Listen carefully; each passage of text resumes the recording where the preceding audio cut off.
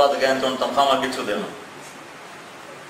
للہ ملک السماوات والارض وما فیہن لہ ما فی السماوات وما فی الارض وما بینہما وما تحت الثری للہ المشرق والمغرب فلا اقسم برب المشارق والمغارب رب المشرقین ورب المغربین فبأي آلاء ربكما تكذبان له ما في السماوات وما في الأرض وما بينهما وما تحت الثرى وإن تجهر بالقول فإنه يعلم السر وأخفى. کون ہے ان صفات والا؟ اللہ. کیسا ہے؟ لا الہ الا ہو، کوئی نہیں اور اس جیسا. صفات میں نہیں، لہ الاسماء الحسنى، نہ ذات میں اس جیسا نہ صفات میں اس جیسا. للہ خزائن السماوات والارض ان من شيء الا عندنا خزائنه وعنده مفاتيح الغيب لا يعلمها الا هو وما تسقط من ورقة الا يعلمها ولا حبة في ظلمات الارض ولا رطب ولا يابس الا في كتاب مبين. اللہ کو رب جانا کب ہے؟ یہ اللہ کو رب سمجھانا بچوں کو کب سمجھایا کہ پالنے والا اللہ ہے، دینے والا اللہ ہے، دینے والا اللہ ہے؟ کب سمجھایا؟ یہ لوگ ظالم تھے، ظالم. انہوں نے جان سے کھیلا لوگوں کی. اور میرے اللہ کو خون کا قطرہ ظلم کے ساتھ جب بہہ جائے، جس ملک میں عدالت میں ظلم ہو رہا ہو، اس ملک کو امریکہ کے بم مارنے کی کیا ضرورت ہے؟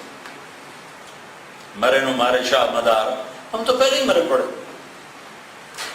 ہیمو بکال اکبر کے خلاف لڑتا ہوا مردہ نیم مردہ لایا گیا اکبر کے سامنے، تو بیرم خان نے کہا سلطان معظم اپنے ہاتھ سے اس پر آخری بار فرمایا. تو انہوں نے کہا مرے کو میں کیا ماروں، تو میری شان کے خلاف.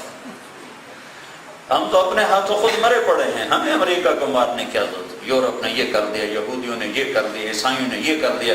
کبھی میں نے جو کیا ہے وہ بھی دیکھا ہے.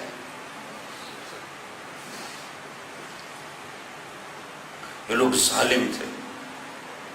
انہوں نے حکومت کی اپنی مرضی کی، ہمارا مال ہے جیسے خرچ کریں. 10 لاکھ کی گھڑی باندھ لی. کوئی ہے انسانیت کی بات؟ جس ملک میں کروڑوں بچے روزانہ بھوکے سو جاتے ہیں.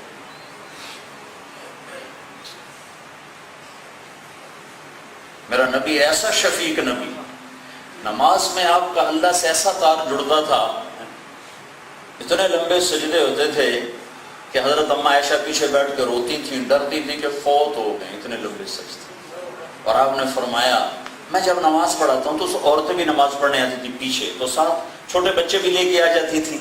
تو آپ فرماتے کہ جب میں نماز پڑھا رہا ہوتا ہوں تو پیچھے کسی بچے کے رونے کی مجھے آواز آتی ہے، تو میں نماز مختصر کر دیتا ہوں بچے پہ شفقت کی وجہ سے، کہ ماں بچے کو جلدی سے اٹھا لے.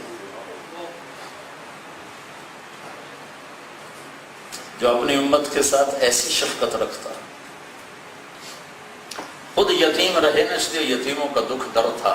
خود غربت کی زندگی گزاری، جان بوجھ کے فقر کو اختیار کیا کہ آنے والے وقتوں میں معلوم تھا کہ فقیر زیادہ ہوں گے، تو ان کی تسلی کے لیے فقر اختیار کیا. ہائے ہائے 8 سال کی عمر میں بکریاں چرانی پڑیں. آپ سوچو آپ کا بچہ کیا کیا نخرے نہیں کرتا ہے، اور کیا کہ ہم ناز نہیں اٹھاتے.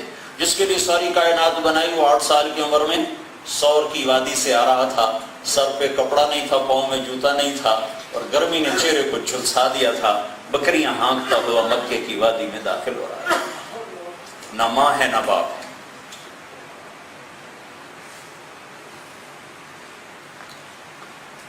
آٹھ سال کی عمر میں دادے کو بھی اٹھا لیا. کوئی سہارا نہیں چھوڑا، کوئی آسرا نہیں چھوڑا.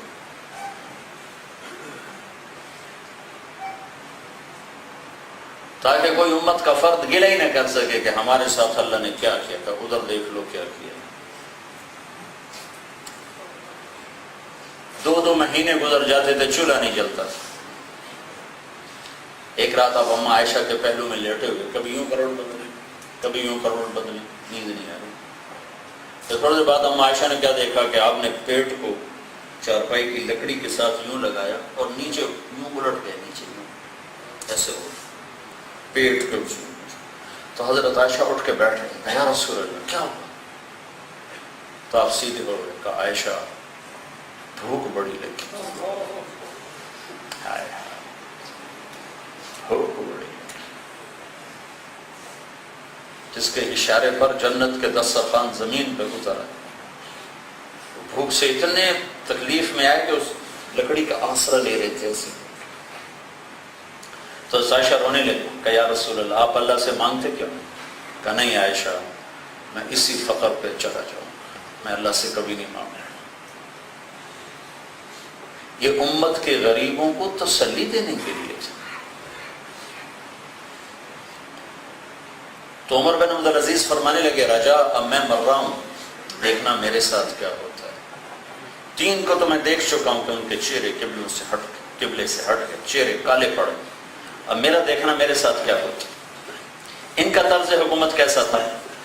انہوں نے بھی اسی تخت پہ بیٹھ کے حکومت کی، وہی دمشق، وہی پایا تخت، وہی بنو امیہ، وہی دمشق سے Kashgar, Senegal, Chad, Istanbul, Kashmir تک پھریرا، وہی حکومت، یہی فیکٹریاں ہیں، کاروبار ہیں، اس میں اللہ اس کے رسول کو داخل کرو تو تم دنیا اور آخرت کے مزے لوٹو، اس میں اپنی مرضی پہ چلو گے تو یہاں بھی پریشانی، آگے بھی پریشانی۔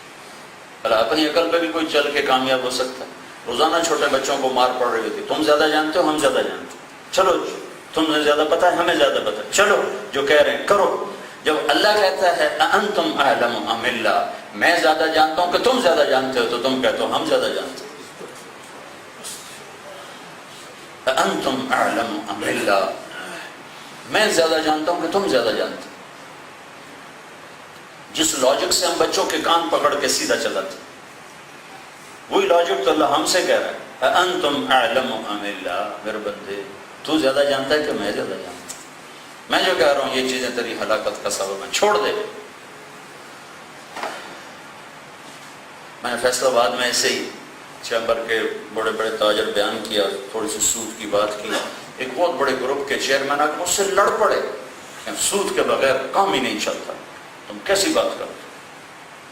کہا اب اور بولوں گا تو یہ گناہ گار ہوگا، میں چپ ہی ہو گیا۔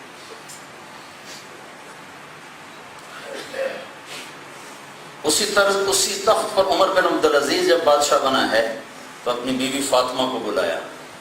یہ فاطمہ سیاسی مقام میں ایسی ملکہ شہزادی عورت لکھی تاریخ میں کوئی نہیں پیدا ہوئی۔ فاطمہ بنت عبد الملک، دادا مروان بادشاہ، باپ عبد الملک بادشاہ، 4 بھائی ولید، سلیمان، یزید، ہشام بادشاہ، 7واں خامد عمر بادشاہ۔ یہ خاتون 7 نسبتوں سے ملکہ ہے، اور جب مال غنیمت آتا تھا تو سب سے اعلیٰ جواہر عبد الملک فاطمہ کو پیش کیا کرتا تھا، یعنی کہ فاطمہ تیرا حق ادا نہیں ہو سکے گا، چاہو تو طلاق لے لو اور چاہو تو معاف کر دو، ساتھ رہنا چاہتی ہو تو معاف کر دو، اور اپنے حقوق سے دستبردار ہونے کی طاقت نہیں ہے تو طلاق لے لو۔ تو فاطمہ نے کہا میں نے سکھ تیرے ساتھ دیکھا ہے، میں دکھ بھی تیرے ساتھ دیکھوں۔ عمر جب گورنر تھا، مدینہ کے گورنر تھے، تو 60 اونٹوں پہ ان کے صرف کپڑے لادے جاتے تھے، ان کا سامان۔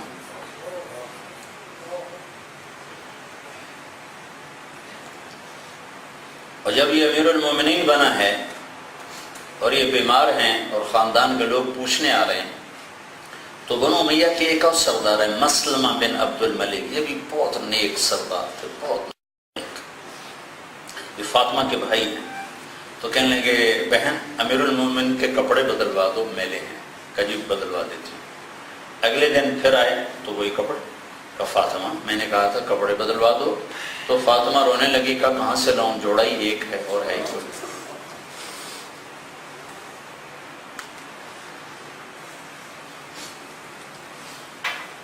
جب انہوں نے حق معاف کر دیا، کبھی سارا خزانہ میرے جو تیرے باپ نے تجھے دیا جمع کرا دے میرے پاس، سارا خزانہ اٹھا کر بیت المال میں ڈال دیا۔ عید کا موقع آیا، بچوں نے کپڑوں کا مطالبہ کیا،